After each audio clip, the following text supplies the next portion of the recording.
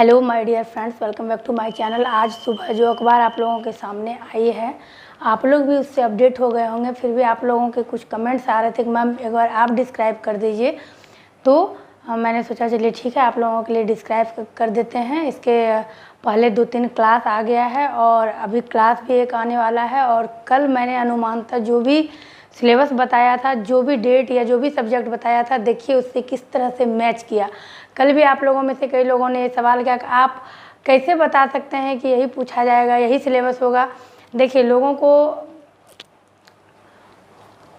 देखिए BPSC exam लेगी तो तय बीपीएससी को करना है कि वो किस प्रकार से पूछेंगे, लेकिन लोग एग्ज़ाम देते देते और चीज़ों को अध्ययन करते करते उनको इतना एक्सपीरियंस हो जाता है कि वो ऐसा बता सकते हैं। आप कल के वीडियो को भी देखिएगा मैंने क्या कहा था, और देखिए आज के पेपर में या आज का अपडेट क्या आया है। तो आज जो भी हम लोग बात करेंगे वो आपका 7th फेज का शिक्षक भर्ती बिहार का है।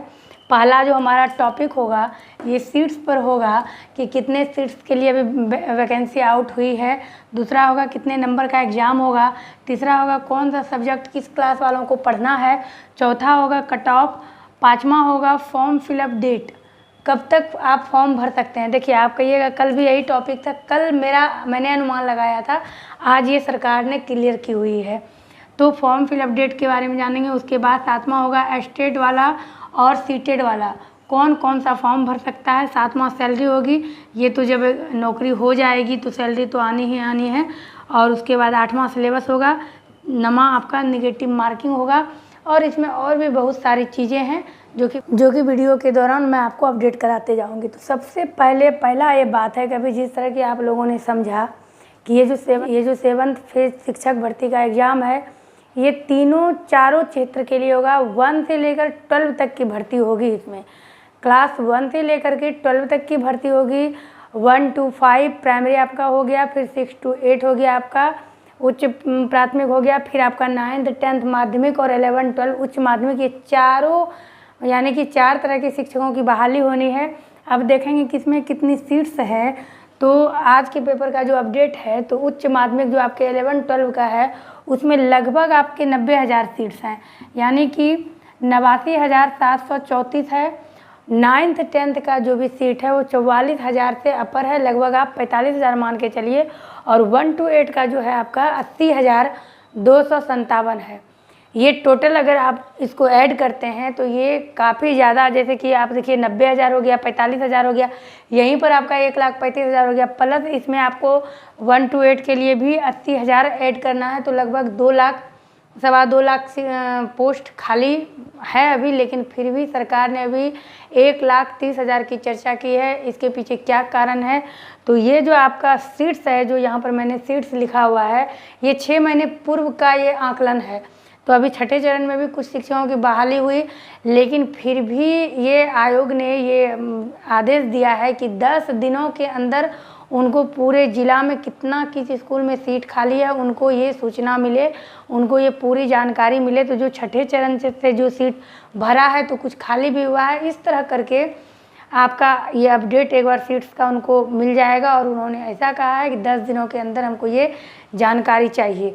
तो 10 जब ये पॉइंट आपका है कि फॉर्म फिलअप डेट, तो आज कल जब उन्होंने ये घोषणा की 10 दिनों के अंदर मुझे खाली सीट की जानकारी मिलनी चाहिए, और जैसे ही ये मिलता है तो वो महीने दिन के अंदर वैकेंसी आउट कर देते हैं, यानी कि कुल मिलाकर मई के अंत तक में आपका फॉर्म निकल जाएगा। 50 दिन के अंदर उन्होंने ये घोषणा की है कि आपके फॉर्म भरने का डेट निकल जाएगा, आपकी वैकेंसी। तो सीट की बात हो गई, उम्मीद करते हैं आप लोग समझ गए होंगे। नंबर ऑफ एग्ज़ाम पर जब आते हैं तो ये मात्र आपके 100 नंबर के एग्ज़ाम होंगे, मात्र 100 नंबर के होंगे। और टाइप्स ऑफ जो एग्ज़ाम आपका होगा वो बिल्कुल ऑब्जेक्टिव होगा, किसी प्रकार से सब्जेक्टिव नहीं होगा, और 100 नंबर के एग्ज़ाम होंगे। और यहाँ जो आपका है निगेटिव मार्किंग, तो इसमें कोई भी निगेटिव मार्किंग नहीं होगा।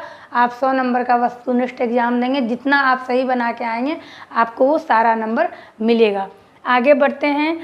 नंबर के बाद हम लोग क्या बात करेंगे, कट ऑफ पर पहले बात कर लेते हैं, फिर सब्जेक्ट पर आते हैं। तो कट ऑफ जो है आपका, अगर 100 नंबर का आपने एग्ज़ाम दिया है और आप यूआर हैं, जनरल हैं, तो आपको पास करने के लिए इसमें 50% नंबर लाना होगा, यानी कि 50 नंबर। और जो रिजर्व कोटा से हैं और ईडब्ल्यूएस हैं उनको आरक्षित, उनको कुछ मिलेगा बेनिफिट, इसमें क्लियर नहीं किया गया है, लेकिन जो ईडब्ल्यूएस से हैं या रिजर्व हैं उनको यहाँ पर 45% में उनको पासिंग मार्क्स दिया गया है। ये क्वालिफाइंग नंबर है। उसके बाद जब आपका चयन होगा तो वहाँ यहाँ पर मेरिट बनेगा। मैक्सिमम अभ्यर्थी अगर पास कर जाते हैं तो हाई लेवल से उनका कट ऑफ होगा, जो मैक्सिमम नंबर लाए हैं इस तरह से उनका कट ऑफ बनेगा। ये ध्यान रखिएगा। मेरिट की अभी कोई विशेष चर्चा नहीं है, लेकिन पास होने के लिए क्वालिफाइंग नंबर कम से कम आपको 100 में 50, 100 में 45 लाने होंगे।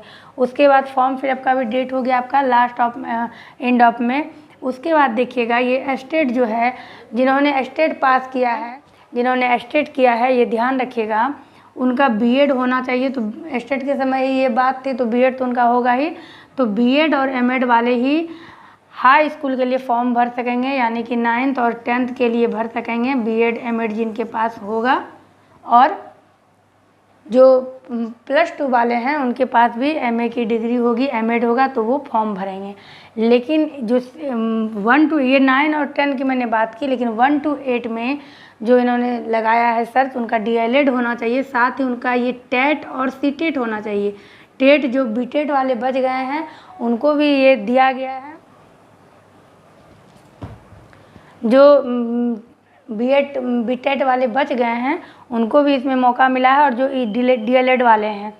तो देखिए यहाँ पर एक कन्फ्यूजन वाली बात क्या है कि यहाँ पर बीएड की कोई चर्चा नहीं है, और बीच में आप लोगों ने सुना था कि बीएड यहाँ पे मान्य नहीं है या बीएड को प्राथमिकता नहीं दी गई है। तो अब यहाँ पर एक सवाल निकलता है कि अगर कोई सोचे कि मैं तीनों ही भर देता हूँ, यानी कि प्राइमरी भी भर देता हूँ और ये माध्यमिक भी और उच्च माध्यमिक भी भर सकता हूँ, तो यहाँ पर सिर्फ डीएलएड की चर्चा है। तो ये नहीं, अब आप कह सकते हैं 1 to 8 के लिए बीएड वाले भर सकते हैं कि नहीं, जिन्होंने सीटेट कर रखा है। यहाँ पर सिर्फ उन्होंने सीटेट की चर्चा नहीं की है कि 1 to 5 आपने सीटेट किया है या 6 to 8 आपने सीटेट किया है, तो आप ये भर सकते हैं प्राइमरी लेवल का, यानी 1 to 8 का।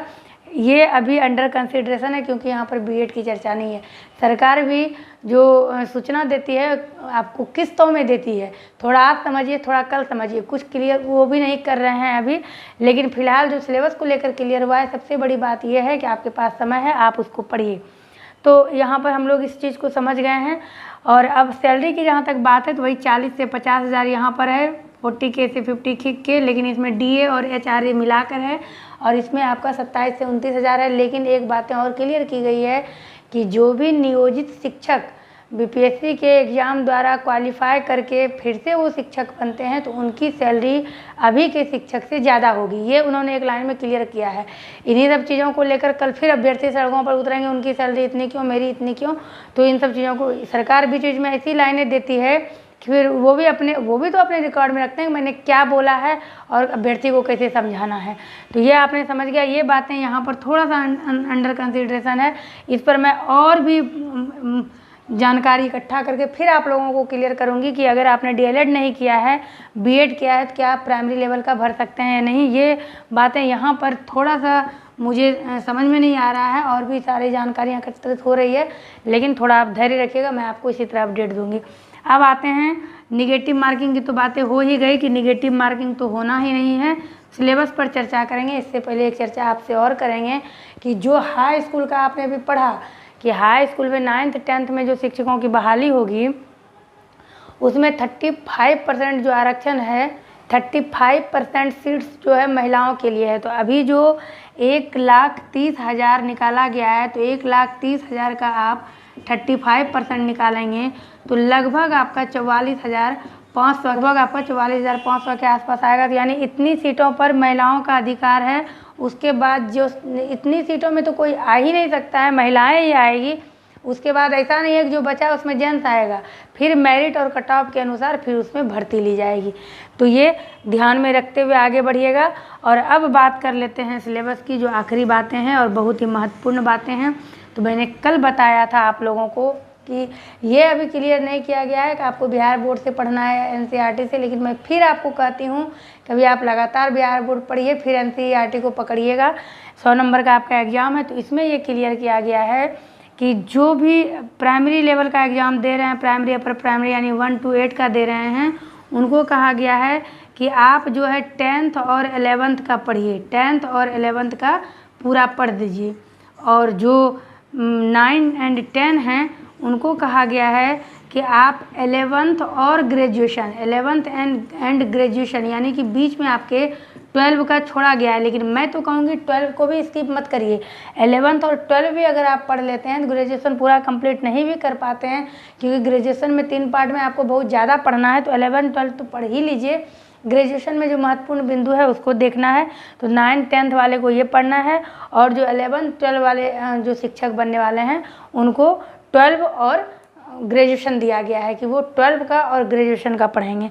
तो यहाँ पर आप समझ चुके हैं 11th और ग्रेजुएशन आपके 9 10th में, यानी कि आपका जो भी है ऊपर एक लेवल ऊपर से पूछा गया है। जो प्राइमरी का बनेंगे शिक्षक, प्राइमरी अपर प्राइमरी, उनको 11 10th और 11th का पढ़ना है। तो 10th को समझने के लिए आपको 9th का पढ़ना पड़ेगा, 9th 10th को एक जगह एकत्रित करने के लिए आपको 8 पढ़ना पड़ेगा। 8 जब आप पढ़िएगा तो 6 7 का बेसिक समझा रहेगा, तो 8 तुरंत समझ जाइएगा, और 6 7 8 आपका कंप्लीट रहेगा तो 9th में उसका सारा निचोड़ है, 9th में सब कुछ कॉन्सेप्ट क्लियर रहेगा। 10th और 11 आप यूँ ही समझ लीजिएगा। कुल मिला के मैंने जो भी कल बताया था वो बिल्कुल सही था। आपने अगर कल का वीडियो नहीं देखा है तो आप ज़रूर देखिए और फिर बताइए कि इससे कितना मैच कर रहा है।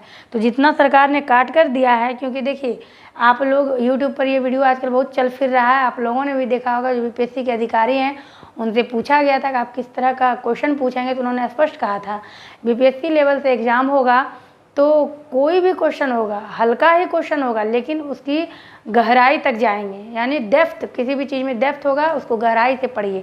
तो आपको गहराई से पढ़ना होगा, आपसे ऊपर ऊपर नहीं पूछा जाएगा कि सौरमंडल में कितने ग्रह होते हैं।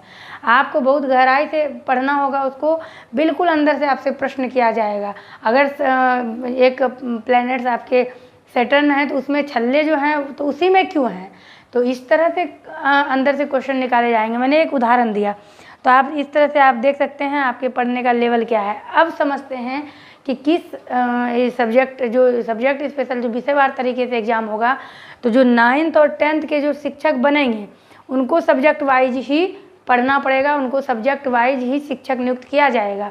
यानी जो 9th और 10th में हैं, अगर वो हिंदी से किए हैं, इंग्लिश से किए हैं, सामाजिक अध्ययन से किए हैं, तो उनको वही चीज़ पढ़ना पड़ेगा। अब आपका ऑनर्स हिस्ट्री है तो आपको हिस्ट्री का ही टीचर बनाया जाएगा, political science honours political science का ही टीचर बनाया जाएगा, ग्रेजुएशन भूगोल है भूगोल का, अर्थशास्त्र अर्थशास्त्र का। कुल मिलाकर ये कहिए कि सामाजिक अध्ययन में जिस तरह के आप जानते हैं 4 सब्जेक्ट आपको पढ़ना है, तो अभी आपको ये नहीं कहा गया है कि इतिहास वाले सिर्फ इतिहास पढ़ें, भूगोल वाले सिर्फ भूगोल पढ़ें।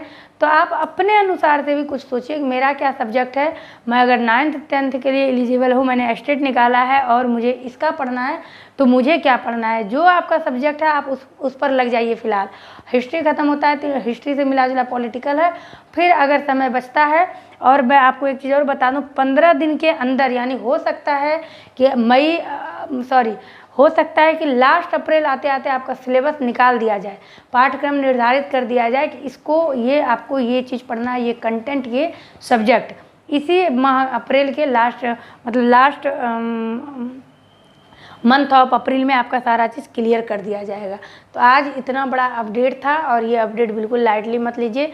50 नंबर के लिए इसमें कई लोग जा भी सकते हैं, तो बस इसको, मुझे उम्मीद है कि आपने इसको समझ लिया है और आपके लिए वीडियो हेल्पफुल रहा होगा। मिलती हूँ मैं आपसे अपने अगले क्लास में। क्लास लगातार इस चैनल पे आ रहे हैं, अभी तक इसमें बिहार स्पेशल करके कुछ नहीं है, तो इसको थोड़ा सा रोक देते हैं।